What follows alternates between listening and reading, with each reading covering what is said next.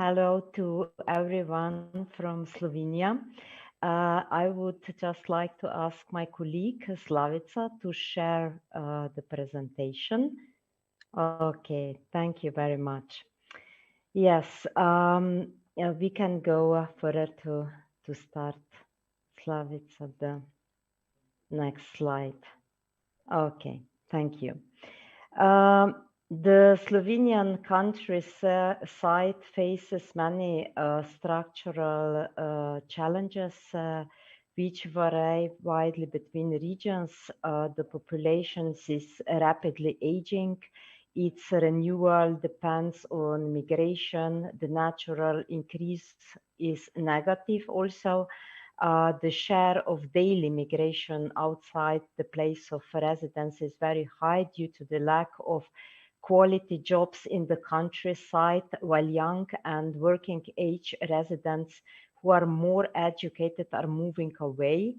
The quality of life in rural areas also depends on public and private infrastructure, with digital connectivity becoming indispensable, so necessary. So the revitalizing of rural services through digital and social innovation, through the use of information and communication technology tools is not only possible but necessary. It is necessary to improve and make more sustainable services in the countryside, such as healthcare, social services, education, energy, transport, retail, trade, and the like. Smart villages are therefore understood as rural communities that use innovative solutions to improve their resilience, building on local strengths and opportunities. With the concept of smart villages, we want to address projects and investments in the new CAP strategic plan 2023-2027 in the direction of improving economic, social, and environmental challenges by using innovative solutions and digital technologies in rural areas. Implementation of the concept of smart villages in Slovenia is not new. We can say that the mechanism has been implemented in similar forms for 30 years, initially through programs for the overall development of rural areas and villages, later through bottom-up approaches. We want to encourage employment, greater social inclusion of residents, and local development of rural areas. It is very important that the development of rural areas does not have a negative impact on social inclusion, on the care of vulnerable groups of people, or on the environment. The concept of smart villages presents mainly possibilities for rural development. So in this slide is just a definition as we understand it, and I was trying to explain it. We can go to the next slide. The Ministry of Agriculture, Forestry and Food promotes support for smart villages, smart solutions, and digitalization in rural areas at different levels. Through the network of rural areas, we inform the public about the concept of smart villages and collect examples of projects from the Rural Development Program 2014-2020 on the topic of rural areas of the future, smart villages and other smart solutions in agriculture and rural areas. We have actively joined the thematic group Smart Villages, which operates within the framework of the European Network for Rural Development. Then within the framework of the existing Rural Development Program 2014-2020, we supported many projects that follow the concept of smart villages, what I'm going to present in the next slides, and some of them we will also see today later on presented from our colleagues. With the approval of the Recovery and Resilience Plan, Next Generation EU, as we call it, we also obtained additional funds to support the digital development of rural areas. In the Slovenian plan, 21% of the total allocated funds are earmarked for measures that support digital transitions. Among them are efforts to digitize public administration, investments in connectivity and digital knowledge and skills, and also digitization of companies and new e-services for the agricultural sector, which will be of direct help to farmers, advisors, and the administration. We can go to the next slide.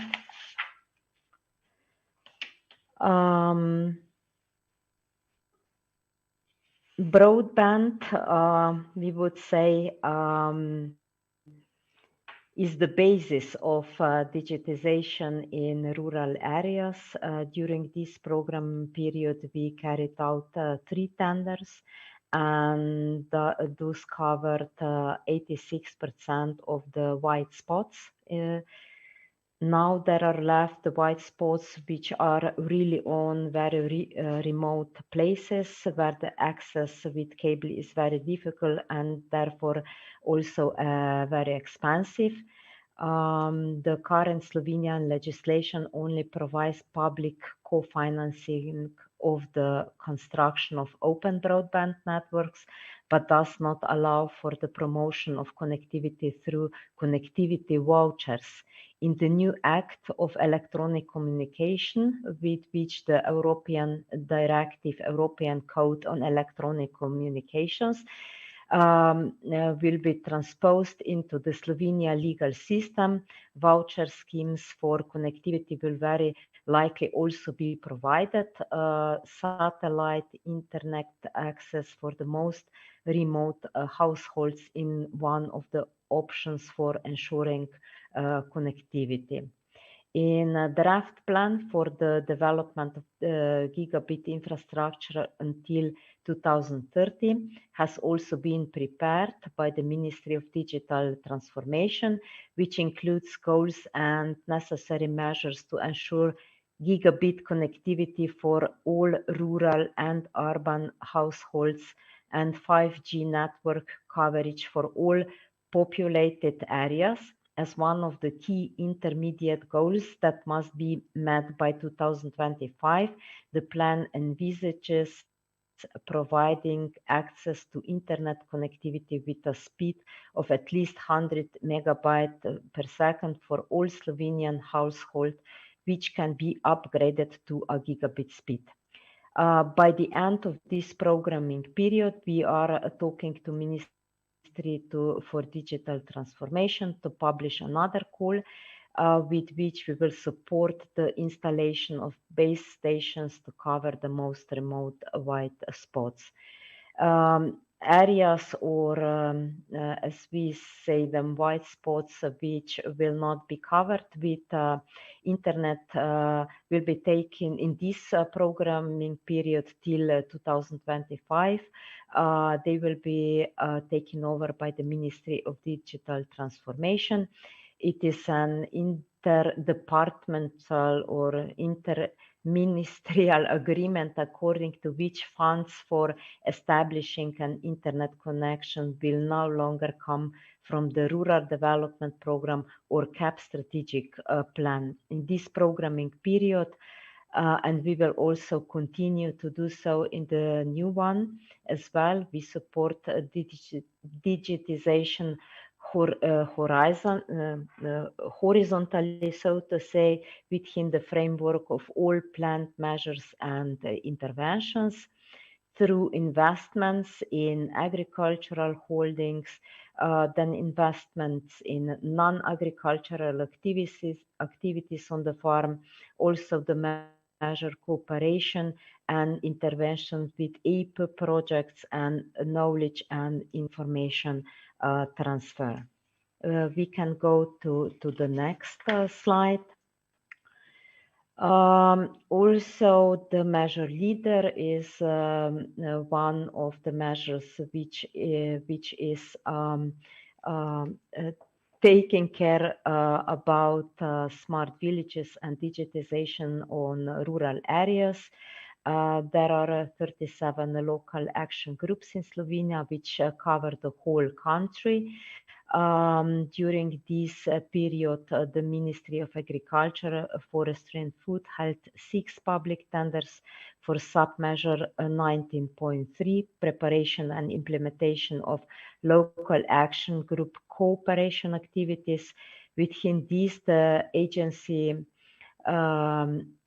for agricultural markets and rural development approved 44 projects, of which as many as 23 are international.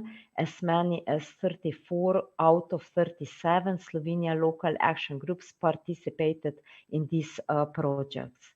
Within the framework of the 2014-2020 programming period, 753 projects were approved in the framework of a sub-measure M19.2, support for the implementation of operations within the framework of the community-led local development strategy until December 31st, 2022, in a total amount of 36.5 million euros, which represents 92% of the available funds for sub-measure 19.2. And later today, my colleagues will also present one of these projects financed by LEADER measure, the development of the first smart rural classroom excuse me, in Slovenia, with the pilot development of a modern educational program on tourism and environmental protection and nature conservation, which is an ongoing project. The next slide, please. Here on the list, you can see also the 8 projects which addresses also the digitization. The 8 Smart Agro Grape will be presented in more detail by the lead partner at this 8 project later on. All 8 projects are presented to stakeholders, consultants, farmers at the 8 conference in Bled each year. To show the progress of each individual APE project and to inform farmers about innovative solutions that they can use at their farms. The next slide, please. The basic purpose of the project is to collect the data from all records, registries and other databases. This is the part of recovery and resilience plan, which is also supporting the whole project of digitization. And this digitization of administration is also necessary, and as I said, the basic purpose of the project is to collect all the data from all records, registries and other databases for the purpose of the beneficiaries, that they can electronically apply for the call. We want also to simplify the processes as much as possible, and through this plan, the Public Agricultural Advisory Service, also the monitoring of farmers will also be digitized at the same time. And this is how the recovery and resilience plan helped us make one step further in digitization, and also bring the digitization and, so to say, smart solutions to the farmers directly. The next slide. Activities related to smart villages and the digitization of rural areas will continue as part of the implementation of the new CAP strategic plan. As part of investment interventions, digitization will be supported horizontally, also the same as in this programming period. In all measures, additional support will be devoted to digitization. Interventions of the horizontal objective for the dissemination of knowledge, innovation, and digitization are in Slovenia marked as IRP 30 intergenerational transfer of knowledge, then IRP 31 support of EP projects, IRP 32 exchange of knowledge and transfer of information to farmers and forest owners and training of consultants, and IRP 38 consortium of knowledge institution in support of the transition of agriculture to green, digital, and climate neutral. And these interventions is very new one. With these interventions, we are encouraging all the educational institution to make the partnerships and to modernize their facilities to be able to present to the farmers on spot all new possible technologies that are available on the market. It is also the fundamental framework, this knowledge transfer, for defining a new strategy, understanding challenges, setting goals, and choosing mechanism for the future development of agriculture and rural areas. We are not only starting from the needs of agriculture, but we want to create a strategic framework that will be based on social, also on social needs. So for the end, I would say that digitization in agriculture and on rural areas and rural development are among the key development priorities for the future programming period. So thank you for your attention. And when there will be any questions, I will be glad to answer them. Thank you very much. Yeah, thank you to Andreja. I see that there is a quite long and very detailed question or comment concerning your presentations came from Poland on the heat of Polish National Network. Pavel, good morning to you, Pavel. Good morning. Maybe yeah, I can summarize the question, yeah, which is basically to ask, because, and thank you, Andreja, for the presentation. To what extent do you limit smart village interventions to rural development funding, or do you draw on other sources? You already mentioned the recovery fund. What are the proportions?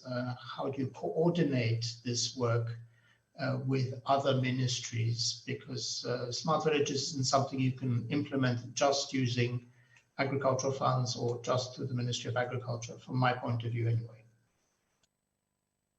Yes, thank you for the comment and the question. I totally agree. We had, it was not easy, I will say, also in Slovenia, to discuss with other ministries about about and make an agreement who is going to support what. And we had quite a difficult discussion about broadband, as I said, but at the end we managed to agree that we made our part in this programming period. In this programming period, we became 3 regions. We had to cover 3 regions with the broadband from the Rural Development Plan. And we did it, as I said, 86% of all white spots we covered. So this was a basic for the negotiation with the Ministry of Digital Transformation, that they saw that there is no use and that would be much expensive if we would struggle to cover the difference to 90 or 100% of white spots. The cost would be for us enormous, but they, which are covering the whole Slovenia, for them, they will take it into the package.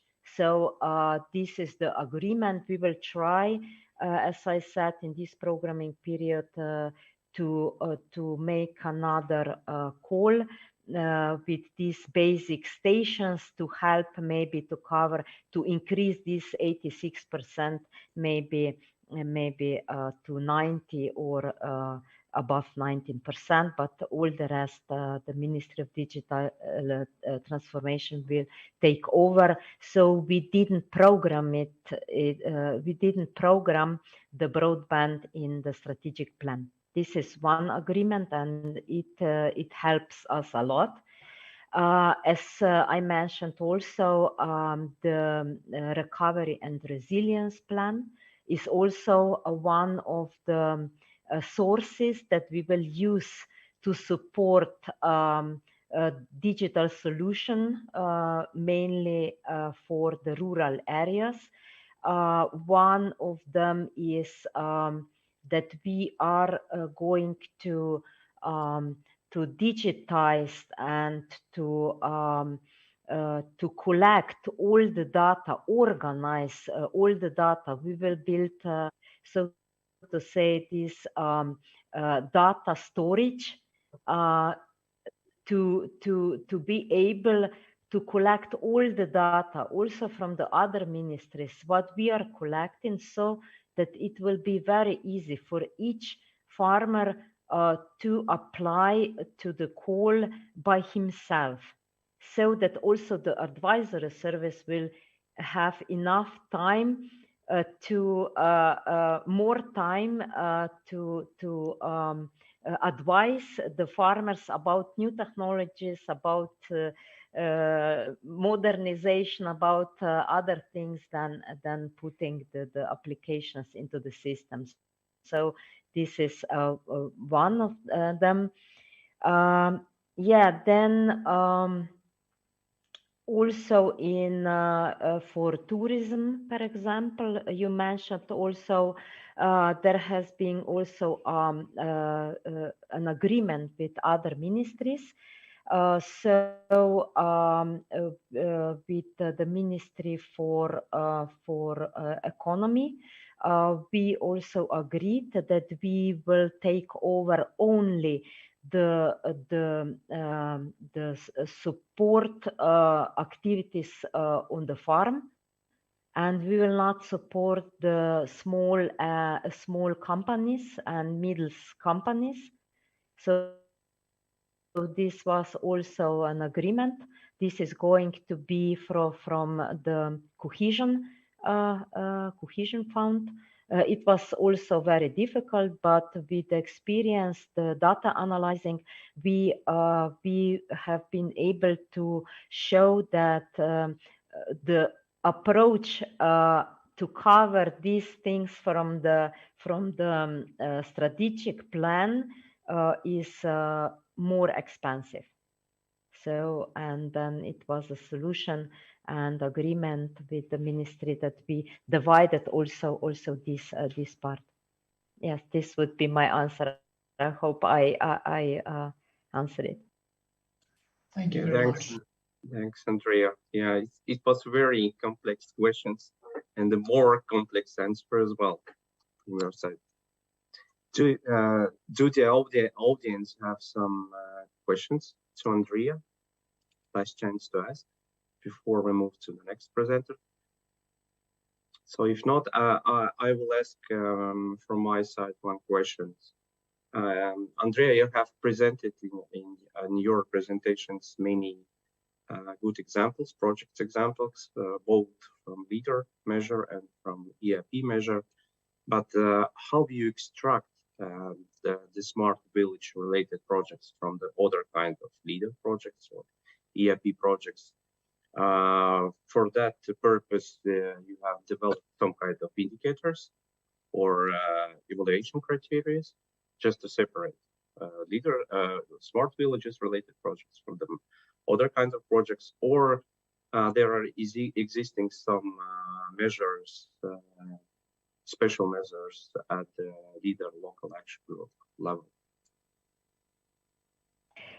Thank you for the question. Mainly through selection criteria, then you can see what is the aim and goal of the project. But in this part, maybe I will ask also my colleague Marita Jeric to maybe add something to it. And the other, the second part of the question was about I'm Do sorry. they existing some special? Yeah, if we no. But we were thinking when we started to program the CAP strategic plan, there was the initial idea that we will make separate